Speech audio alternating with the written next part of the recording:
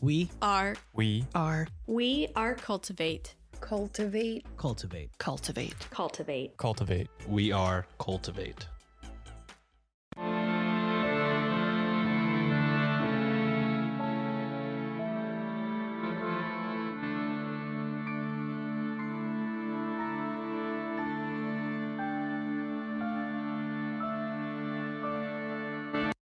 Hello and welcome to Ye Olde Crime, where we discuss the funny, strange, and obscure crimes of yesteryear. I'm your host, Lindsay Valenti, and with me is my sister and co-host, Maddie Stengel. Hello. Hi. Is this the second to last episode in December? Yes. Nice. I was like, is this the last one? But it feels like the last one, but it's not. There's another week. No, so I got one more week in December. Mm-hmm. Speaking of, we have been invited to take part in a special Christmas collaboration episode. So it will be Ye Olde Crime, Twisted and Uncorked, That's So Fucked Up, Pacific Northwest Haunted Homicides, and Live Laugh Larceny. And that will come out on Christmas. So stay tuned for that. That will be our special holiday episode for the Christmas season. Nice. And on that note, let's dive into this week's disaster, which is the Washington Arsenal explosion. Oh, this is going to be gnarly. Yeah. Oh, no. Information was pulled from the following sources. The 2022 U.S. Department of Veteran Affairs article by Nalia Warmack, 2021 Off the Record Tours article by David Shaw, 2017 Streets of Washington article, 2016 Long Island Winds article by Patrick Young Esquire, 2015 Library of Congress blog post by Ellen Terrell, 2014 Congressional Cemetery blog post by Lauren Malloy, 2014 The New York Times article by John Grady, 2014 U.S. Army article by Julia Ledoux, 2013 Ghosts of D.C. blog post by Andrea Pauley, 2012 National Archives article by Jay Bellamy, 1864 Evening Star article, there's actually two from there, Atlas Obscura, and the History Marker Database. Nice. And links to all of these articles will be included in the show notes. Got something you want to say? Shoot us an email over at yeoldecrimepodcast@gmail.com. We'd love to hear your story ideas, see any gifts you send our way, or if you just want to say hello. We're pretty friendly. Speaking of friendly, if you'd like to have real-time conversations with us, consider joining our Discord over at the Cultivate Network. You can chat with us over at the Old Crimers Cubby, or catch up with any of the other great creators that are part of the Cultivate family of podcasts. Just click the link in our show notes or over on our link tree to get started today. It was unusually warm on Friday, June 17th, 1864, nearing almost 100 degrees Fahrenheit, or around 38 degrees Celsius. It started as a normal day for the workers of the Washington Arsenal. Mm-hmm. For context, even though Washington, D.C. is not in the South, it's got a lot of water, so it does get very humid. I bet. And it was hot. So think hot, wet air. Not like hot, dry, hot, wet. So August in Minnesota, Yes. essentially. Yes. Yes. Where you feel like you're swimming. Where you're like, oh, I didn't even need to take a shower because I'm going to have to take one as soon as I get home anyway. So for context, the Civil War was taking place and it wouldn't end for almost another year. Dang. Cannons, bombs, and bullet munitions were needed for the Union soldiers, and the Washington Arsenal in D.C., which was located at present-day Greenleaf's Point, Fort Leslie J. McNair, was doing just that. So this place was kind of like one of the bigger arsenal hubs in the country. Got it. Makes sense if it's near all the water, too. Which is a great transition because the arsenal, which was originally built in 1803 near the intersection of the Potomac and Anacostia rivers, was primarily a final assembly point for guns and other munitions. Okay. The arsenal consisted of 5 sections, the last of which was the choking room. Yep. The building consisted of 10 windows, 3 doors, the middle of which was a large double door, and walls made of either heavy or light brick. Yep. and the roof was made of tin. Setting the stage. Not very great.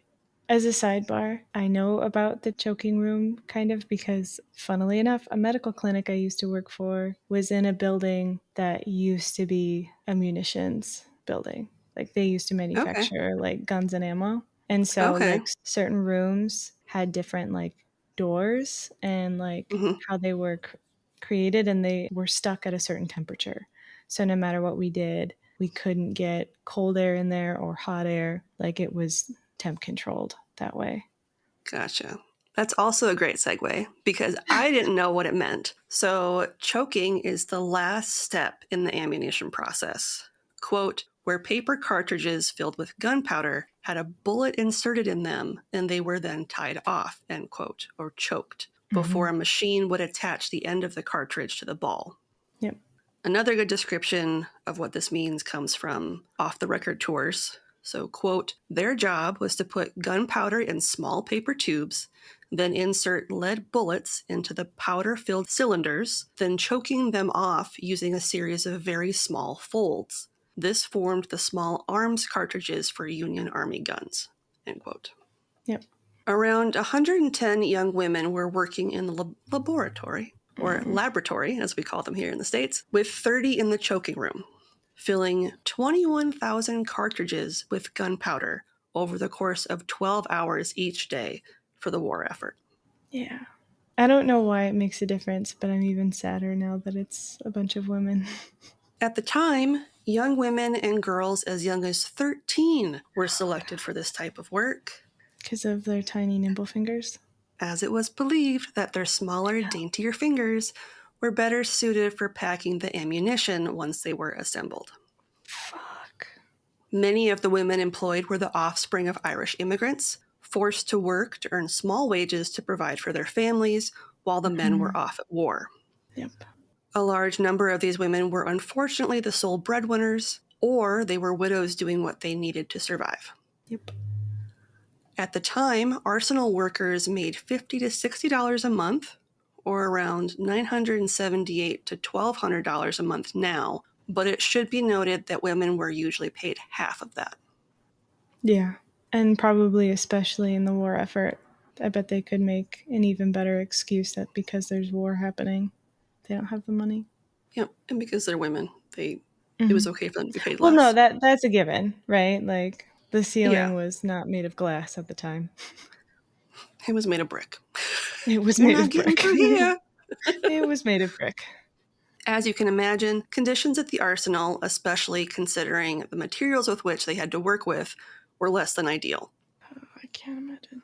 The volatile black powder spread throughout the entirety of the building, accumulating in the carpet that covered the arsenal's floor in an effort to prevent any sparks that would cause an explosion. They put carpet.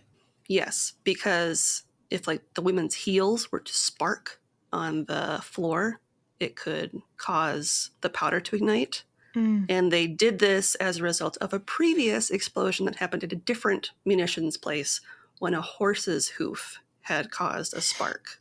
God. So that's when they were like, carpet. Great. Yeah, sure. That'll fix everything. Great job, everybody. Our work here is done. Yep. Applause all around. Not only was the gunpowder an issue, but the women were wearing high-necked, long-sleeved blouses and long hoop skirts, which I can imagine were stiflingly hot, given that it was even warmer inside the arsenal than it was outside. Yeah, I bet. And because of all the gunpowder and stuff, I bet there was no fans or any sort of air coming in. The Saturday, June 18th, 1864 edition of the Evening Star included an interesting note in its coverage of the event. So this is an article that came out the day after. Got it. Quote, a young girl employed in the laboratory was yesterday morning dismissed for laughing and talking in the room, contrary to the rules. They were to be silent. She bewailed the fact of her dismissal to an elderly friend employed in the room, who tried to comfort her by saying that it would perhaps all turn out for the best, but with no thought that the events of the day would so soon make her words true. End quote. So being fired saved her life. Yep. On this hot day, the superintendent of the arsenal, a man named Thomas B. Brown, had laid out 3 pans of red and white star pellets used in flares and fireworks for the upcoming 4th of July celebrations so they could dry. Okay. The fireworks had been sitting in the sun for 3 to 4 hours at that point when around 11:50 a.m. a large explosion was heard. The heat of the sun had ignited the pan of star flares, shooting streamers of pellets into the air. Oh, God. In the choking room nearby, a window had been opened to allow some ventilation from the stifling heat. It was through this window that a flaming pellet entered and rolled down the counter, setting the cartridges that the women were handling on fire. To make matters worse, at the very end of the work table was a barrel full of gunpowder that ignited once the pellet rolled into it. I bet this was all within seconds, too. Oh, yeah. Like you don't even see it happening at that point. No. As soon as it ignited, the resulting blast lifted the roof off the building, filling the room with fire and smoke. So those women were likely dead instantly. The women who survived the explosion ran for the doors and jumped out of windows, many of them perhaps unaware that the bottom of their hoop skirts were on fire. As they rushed to exit the building, their skirts spread the fire to their coworkers in a horrifying domino effect. Oh my God. This doesn't mean that it was easy to escape. Many that had been seated struggled to free themselves from their workstations as they were trapped due to their heavy benches that they were seated upon. Well, and with the roof being that way too, I'm sure a ton of debris just fell on top of them. Sure, yeah. Many of the male employees at the arsenal ran into the building as soon as they heard the explosion, carrying tarpaulins to help extinguish the flames not only in the room, but on the skirts of the women as they rushed to escape. Yeah. Many of the men ended up sustaining severe burns as well, which, I mean, it's not as bad as being almost entirely on fire. Right. Firefighters are like, duh. Yeah. Like, that's not new. Girls were scooped up and rushed to the Potomac River nearby, where they were dunked into the water to put out the flames and try to prevent them from developing any more serious burns. God. 3 women were intercepted as they attempted to run up the hill, likely in a state of delirium and confusion as to where they were. Mm-hmm. The men ripped off the top of their clothes to stop the flames from spreading, which likely saved their lives. Yeah. I bet you'd just be in a state of shock. Like in fight or flight, you are just in flight. It doesn't matter. Yeah. And who knows? They could have been like blinded from debris. Yep. Something could have blown up in their face. Like, who knows? The explosion, too, would have likely taken out their hearing. So they couldn't even hear if anybody was yelling, telling them that they're on fire. They would have had tinnitus. Who knows? Others who managed to avoid the blaze for the most part were taken to the dock in a government steam tug. After landing at the 6th Street Wharf, the women were intercepted by friends and family who took them home to tend to the wounds they had sustained, or, for the more severe cases, took them to the Armory Hospital. Oh, God. Could you imagine, as the war's already going, you're not going to get good health care right now? No, and that's where a lot of casualties of recent battles were also being taken care of. So right. It's like, who's the priority? The men who are going to go back out, or the women who just got hurt in an explosion nearby? Yeah. So it's like, it had to have been really bad for you to even attempt to go to the hospital, knowing that chances are you're not going to get as much care when you're there.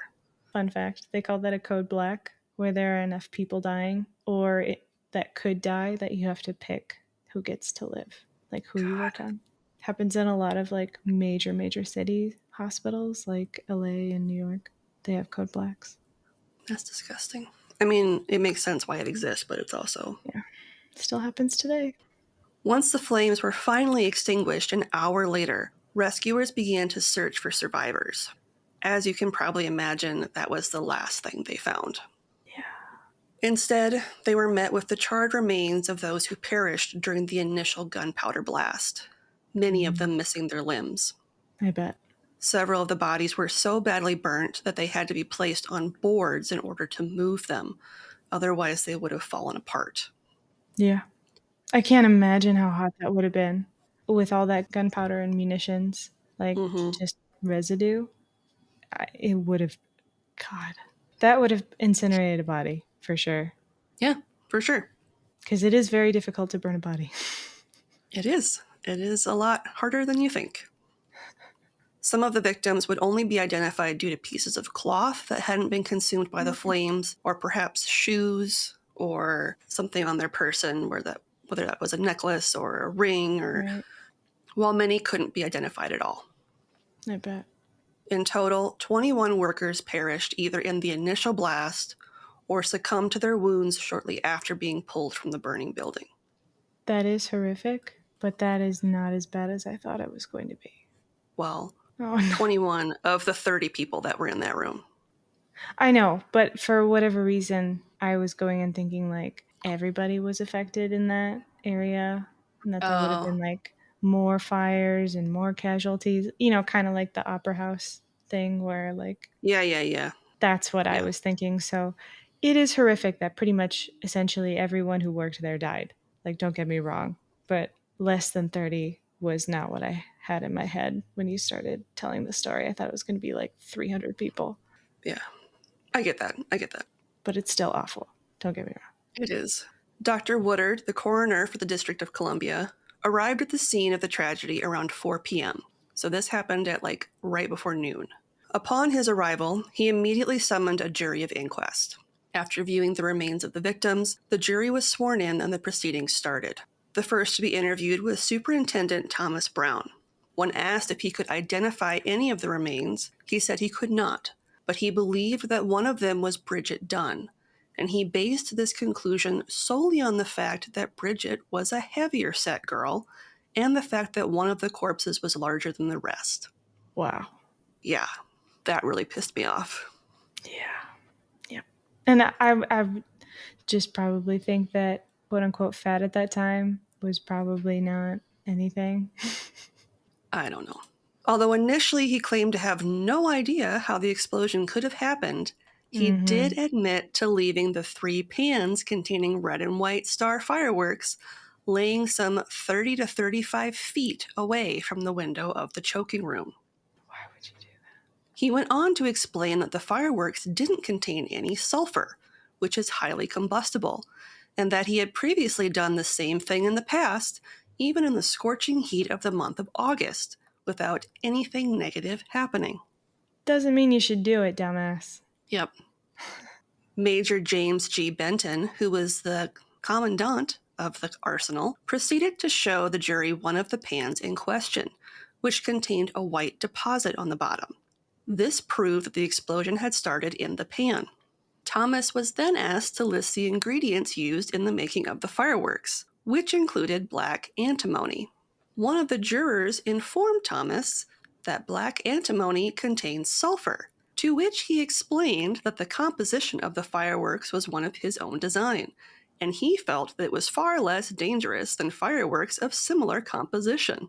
Again, doesn't matter. Doesn't fucking matter. Yep. God damn it. It's still explosive. I'm sorry. It's still irrelevant. Explosive. The next person to be interviewed was Major Benton. He shared that he had not been present at the time of the explosion, but arrived shortly after to help prevent the fire from spreading to the nearby buildings. He went on to state that after inspecting the pans, he determined the explosion had originated from them. He went on to explain the process of assembling the ball cartridges in the choking room. This would involve the points of the balls to be facing the women as they assembled them, and it was his opinion that the women who perished may have been killed after being struck by the explosive cartridges prior to their bodies being consumed by the flames. Oh, yeah. Or if anything, I would imagine they would have been suffocated immediately by the explosion, the air, because of the way it just kind of sucks everything up before it explodes. They were likely dead before it even went off. Yeah. I hope. Yeah, that's kind of what I hope too. Major Benton shared that he had previously warned Superintendent Thomas on several occasions to be careful, not because he thought he was stupid, but because he wanted to make sure he was doing his job. It was also his belief that he did not feel the incident was a result of any sort of maliciousness or general carelessness, but that he did not feel that leaving any sort of combustible materials in a heat-absorbing pan was very smart. So he was careless. Yes. And just telling somebody to be careful in your job Yeah. means jack shit. Sorry. You really didn't do everything you could either. Yeah. The next person to be questioned was a man named Henry Sufferl, who was an employee of the arsenal. He shared that he saw a flame enter the window of the choking room, at which point he shouted to warn the women working there.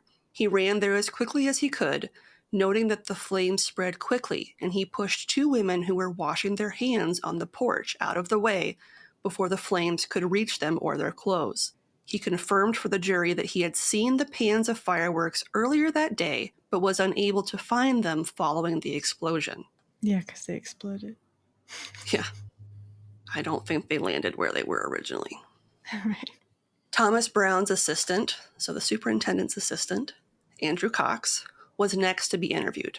He shared that he had been talking to Thomas and Major Edward Stebbins when the alarm went off. He originally thought the explosion had taken place elsewhere, and it was only as he started running that he realized it was at his own building. He also admitted to seeing the pans of fireworks earlier that day as well. Andrew was able to point out on a blueprint of the building where each of the women in the choking room was seated. He informed the jury that each of the women had about 500 cartridges to work with, and each cartridge contained around 70 grains of powder. Dang. He confirmed Major Benton's statement that the ball cartridges would have been facing the women as they were assembled, and it was possible that the women were killed by the guns going off before they were consumed by the fire.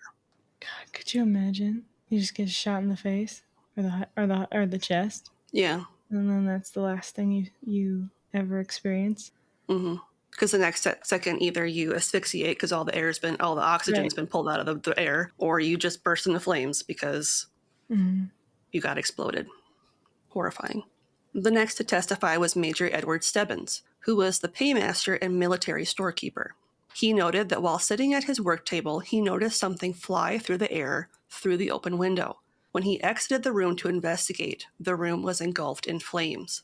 He shared that once he made it outside, it was then he realized that what he had seen was a firework, and he believed that some may have even gone as far as the Potomac River, which was some 40 feet away, or 13 yards. He immediately threw open the doors to the choking room to allow the women to escape and grabbed a tarpaulin to put out the flames that clung to their skirts as they escaped the building. He also shared his opinion that the women sitting on the south side of the bench, or the end closest to the barrel of gunpowder, wouldn't have been able to free themselves from their seats before the fire consumed them. Yeah. No, that makes sense to me, because the gunpowder would have already been lit at that point. They wouldn't have been able to do anything. They would have been stuck. The final witness was Clinton Thomas, who worked in the gun carriage shop. He shared that he was looking directly at the choking room building when the fire and explosion took place. He saw fireworks explode behind the building, and at first thought that Thomas Brown was setting them off, and shortly after the building was engulfed in flames. The tragedy at the arsenal was so devastating that President Abraham Lincoln and the Secretary of War, Edwin Stanton, took a personal interest in the event. Yeah, you should. In the June 20th, 1864 edition of the Evening Star, the following was published in regards to the Secretary of War. Quote, Major Benton, Commandant of the Arsenal, who has been prompt to have proper attention given to the sufferers, received yesterday the following order from Secretary Stanton, which shows the deep and sincere feelings of sympathy by the government for the sufferers. War Department, June 19th, 1864. Major Benton, U.S. Arsenal. The funeral and all the expenses incident to the interment of the sufferers by the recent catastrophe at the arsenal will be paid by the department. You will not spare any means to express the respect and sympathy of the government for the deceased and their surviving friends. Edwin M. Stanton, Secretary of War. End quote. The funeral arrangements were coordinated by the arsenal workers in an effort to show their respects to their comrades. Services were held on Sunday, June 19th at the site of the tragedy. 15 finely crafted coffins were built by the arsenal's carpenters and sat side by side on a wooden pavilion that had been constructed by the master carpenter, Peter McGinnis. Silver plaques listing the name of the victim were on each coffin, and for those who could not be identified, the plaque stated unknown. Both President Lincoln and Secretary Stanton were in attendance at the service. The funeral procession started at 3:15 p.m., with estimates stating that it included almost 150 carriages as it made its way to the Congressional Cemetery. Following a private family service, a carriage carrying the coffin of 13-year-old Sally McElfresh joined the procession at F Street. So she was also one of the victims. Yeah. President Lincoln's personal carriage followed the hearses that transported the remains of the victims. Upon reaching the Congressional Cemetery, the coffins of 15 of the victims were divided into two groups. Those who were identified were placed inside one mass grave, while those who were not were placed in another that was located about 6 feet away. Okay. The remains of Mary Burroughs and Annie Bosch were buried nearby in family plots. As the coffins were lowered into each of the mass graves by their male arsenal worker counterparts, mourners in the crowd chanted, "Farewell, sisters, farewell." Another sad thing to know is what was published about Melissa Adams, one of the victims, in the June 18th edition of the Evening Star. Quote, "Melissa Adams, killed, is the daughter of Edward C. Adams, huckster, Center Market. Mr. Adams and family have the general sympathy of the community from the fact that this is the third child he has lost by violent deaths within a year or two, and singularly, too, as if in support of a popular superstition. In each case, the disaster occurred on a Friday. The first was that of a boy who accidentally shot himself on a gunning excursion. The next was that of another boy run over by a coach and killed. And the third was that of the daughter, Melissa, who perished in the flames yesterday." End quote. Man. At first I was thinking that the first two would have been lost to war, Yeah. but those were just freak accidents. Yeah. The day after the funeral, Arsenal employees met to discuss how to raise funds to erect a monument to honor the dead. A note was sent out to the community at large, and $3,000, or $59,000 today, was collected in order to commission Irishman Lot Flannery of the Flannery Brothers Marble Manufacturers to design and sculpt the memorial. Damn. And this happened during the war. Mm-hmm. That's insane that they were able Yeah. to get that much money. Mm-hmm. Wow. A year after the tragedy, the 25-foot-tall marble and granite statue, called Ladies in Waiting, was dedicated in Congressional Cemetery to honor the dead in 1865. The memorial is topped by a statue of a young woman with clenched hands looking down towards the ground, which has gone on to be dubbed Grief. The base depicts the fire and explosion with smoke rising from the Arsenal laboratory. On the shaft is inscribed the names of the 21 victims and the following. Quote, "Dedicated to the memory of the victims of the U.S. Arsenal explosion on June 17, 1864. Ellen Roche, Julia McEwen, Bridget Dunn, W.E. Tippett, Margaret Horan, Joanna Connors, Susan Harris, Lizzie Brawler, Margaret Janssen, Betty Brannigan, Eliza Lacey, Emma Baird, Kate Brosnahan, Louisa Lloyd, Melissa Adams, Emily Collins, Mary Burroughs, Annie Bosch, Rebecca Hull, Sally McElfresh, and Pinky Scott." End quote. It should be noted that 4 of those who died during the explosion were buried the previous day on Saturday, June 18th, at Mount Olivet Cemetery, which is D.C.'s Catholic cemetery. Yeah. These women included Bridget Dunn, Joanna Connors, Rebecca Hull, and Margaret Horan. I wanted to note that I found it interesting that Margaret Horan is noted by that name, as in the newspapers and on her own grave, she's noted as Catherine Horan. So I'm not sure where the name Margaret comes from. I wonder if maybe she didn't like her first name and she used her middle name. I don't know. Yeah. It's weird. Or maybe people got it wrong and they put her sister's name down or something, maybe. I don't know. The final victim, 31-year-old Pinky Scott, a widowed mother of 2, succumbed to her injuries 17 days after the incident and would later be buried next to her co-workers at the Congressional Cemetery on July 6th. Mrs. Scott was mentioned in the June 18th edition of the Evening Star. Quote, Mrs. Scott, the widow lady who escaped badly burned from the laboratory, found herself buried at the time of the explosion under the bodies of a half-dozen of the girls, and never expected to emerge alive. But by great exertion, she managed to struggle free and escaped from the building. Under the excitement, she was not aware that she was burned until she had reached the upper gate of the Arsenal grounds. When feeling a pain in her leg, she examined it and found it terribly blistered. End quote. Yeah, and that's what adrenaline and shock does. I was just horrified that she was buried under her coworkers and had to claw herself out of there. Right. As it's on fire.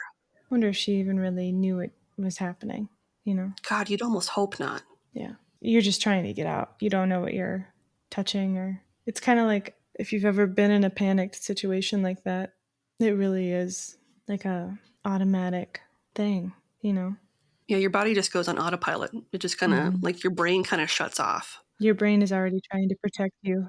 Your body just takes over and it's like, I need to get out of here. Or I need to do whatever the thing is to save yourself. Your brain kind of puts blinders on to what else is going on around you. Probably is another form of protection. Following the tragedy, the jury ruled that Superintendent Thomas Brown was guilty of negligence by leaving highly combustible materials so close to a building where people were working with equally as combustible materials. Good. He was found guilty of showing a blatant disregard for human life. However, no criminal charges were brought against him. No, because the war was happening and he was good at his job and they needed the munitions. Yep. That's why everybody at the trial was so gentle. They're like, I don't think he's a full idiot, but I don't want his job. Yeah. And maybe he shouldn't have it after the war. Right. As punishment, we're going to make him stay in this position. He just won't be in charge of fireworks anymore. It's fine. According to the Library of Congress, quote, on July 4th, 1864, Congress passed Resolution Number 75, a joint resolution for the relief of sufferers by a late accident at the United States Arsenal in Washington, D.C., which allocated the sum of $2,000, be and the same is hereby appropriated out of any money in the Treasury not otherwise appropriated for the relief of victims of such explosion, said money to be distributed under the direction of Major Benton, commanding at said arsenal, and in such manner as shall most conduce to the comfort and relief of said sufferers, according to their necessities, respectively, and that he report to this House. End quote. Here's a little money for your suffering. I hope some of it went to those 2 kids that are left as orphans now. Yeah. Even though that sounds like a lot of money. Oh, it's not. Yeah. Well, $2,000 is probably a lot in the Civil War era. That's a lot of money. Yes, but divided among 30 families? Yeah. Essentially. And who's to say that none of the other workers that got burned would want a cut of it as well? Yeah. I had to toss a lady in the river. I should get some of that money. I got burns on my arms from preventing their skirts from burning them to death, so I should get some money. Yeah. So yes. Not to say that they don't, but the orphans and other families that relied on that income probably should get that first.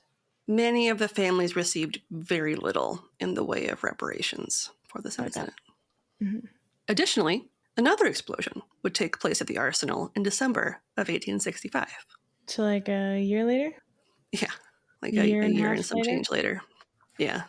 A granite marker engraved with the names of all 21 victims was placed in front of the monument in 2014, hence why so many of my sources were from 2014. Mm-hmm. And in 2015, on the sesquicentennial of the completion of the original monument to the victims, it was rededicated. And that is the story of the Washington Arsenal explosion. Damn, I hated that. Yeah. Well, you weren't supposed to like it. Right. I guess it is a disaster. I get it. Okay. Yeah. If you're interested in ad-free content, consider supporting us with a one-time donation either over on Buy Me a Coffee or our Venmo page, both of which are in our link tree and in the show notes. Tired of the same old podcasts every week? When you're ready for something different, come give us a shot. Greetings. We're Technically a Conversation, a podcast for curious people by curious people. Every week, we take turns sharing a new topic, and the other host has no idea what the topic will be. Our topics are all over the place, from light and funny to dark and sometimes spooky. We've covered everything from true crime, historical events and people, pop culture icons, the supernatural and occult. I like that. And legends and folklore. My favorite. We're like the Dollar Tree stuff you should know. Except completely different. No matter what the topic is, we try to make the episodes funny. Yeah, you may not want to advertise that. Our jokes aren't very good. What are you talking about? My jokes are fantastic. Hey, I get paid to laugh either way. Wait, you get paid? Check us out at technicallyaconversation.com, Apple Podcasts, Spotify, or wherever you get your podcasts. Shout out to the 11 and a half people that listen to us on Google Podcasts. Wait, you said you were getting paid? And this month's podcast plug is Technically a Conversation, a podcast for curious people by curious people. Every week, the hosts take turns presenting a new topic, while the other host has no idea what the topic will be. They strive to entertain and educate in a way that's loose and fun, with topics ranging from light and funny to dark and sometimes spooky. Kind of like us. Yes! And we will have a link to their show in the show notes. Nice. And this week's listener question comes from our friend Carrie Ann, and she would like to know, would you classify Typhoid Mary as a murderess or not? Yes. I would say no initially, just because she didn't really, she was kind of in denial and felt like there was no way this could be happening. But there was definitely a point where it had turned and she knew she was causing this. And she knew, she was willfully continuing to work and to spread the disease at that point. So she became a murderess the second she was like, I don't fucking care. Yeah. Yeah, I would agree with that. For people that are unfamiliar with Typhoid Mary, the down and dirty version is she was a carrier for typhoid. She did not exhibit symptoms herself. And she ended up killing a lot of people by acting as a cook for them, thereby passing on the disease to them via contaminating what they ate. So, yeah, I would agree with your assessment. I think at first she probably chalked it up to a series of unfortunate events of her, woe is of me. people in her employ passing away and then having to find new employment. But yeah, I think at a point you would realize, well, she was told. Yeah, the common denominator is me. Yeah, she was told, she was put in prison. She got out of prison and went right back. So the second she became a murderess, the second she was told, it was like, nuh-uh. And was told, I'm going to do it again anyway. I'm just going to keep doing what I did and get paid for it because why I have not? To make money. Yeah. On that note, what's something good you'd like to share? Oh man, what is something good I'd like to share? Last week was a hell of a week, work-wise, at home, a lot of stress and sickness and, year-end things. Honestly, I think the something good is coming up. The time off coming up, I think, is my something good. I have something to look forward to with some genuine time off between both jobs. And hopefully seeing my friends and family in a much healthier way where none of us are sick, but who knows? But yeah, just I'm really looking forward to going home and eating lots of comfort food and hanging out with you guys. So my something good is coming, I would say, because this week was a wash for me, honestly. I'm just so exhausted from it. Nothing super terrible happened, but I don't think I can think of anything that was wow, this was such a good moment. That's fair. Yeah. What about you? Something good is, I think a week or so ago, Caitlin from Pacific Northwest Haunts and Homicides sent me my first tarot card deck. Oh, nice. And I texted her and was like, I appreciate this. How do I read it? There's a lot of different ways to do it. Yeah, so I asked her to send me her recommendation of the book that they use. So I got that. It was either yesterday or the day before, I can't remember. So my something good is I'm excited to dive into it and kind of read about it. And I'm going to read about it first before I start doing anything with it, just because I want to properly understand it before I start playing around.